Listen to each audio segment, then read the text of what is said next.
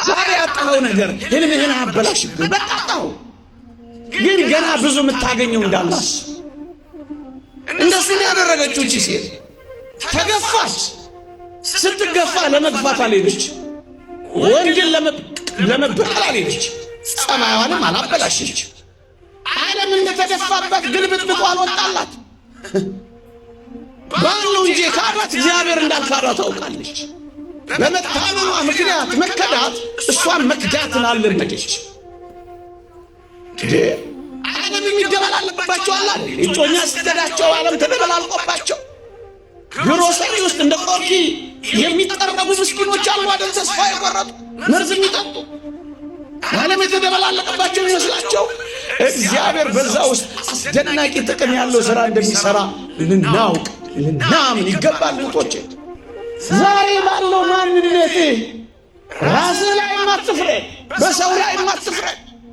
እግዚአብሔር እነማንን ጠቃሚ አድርጎ እንዳወቀ ማን ጠቃሚ ይሆናል ብሎ አሰበ። ወገኖቼ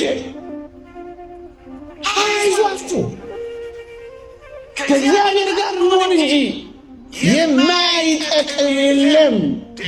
ፍጥረታትን እንኳ ተመልከቷቸው፣ ላይጠቅም የተፈጠረ ፍጥረት አለ።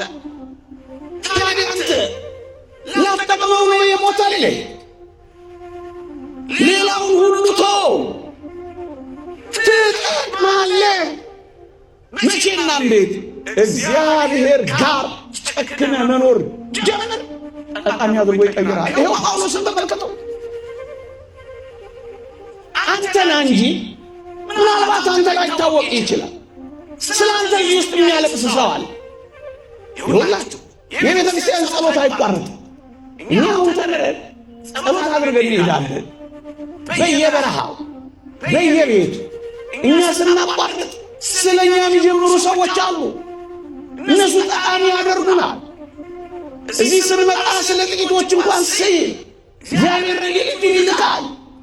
ጠቃሚ ያደርገናል፣ ጠቃሚ ያደርገናል። ወገኖቼ ለጊዜው ስታዩ የማይጠቅሙ የሚመስሉ ሰዎች በመካከላችን አሉ። ግን የበለጠ የሚጠቅሙ እነሱ ናቸው። ስሙን ተሸከም እንጂ ትጠቅማለህ ማለት ነው። ስሙን ስንቅና ትጥቅ አድርገው እንጂ በፊትህ ያለውን ተራራ ትንዳለህ ነው። ምን ውሸት አይደለም። ይኸው አድርገውታል።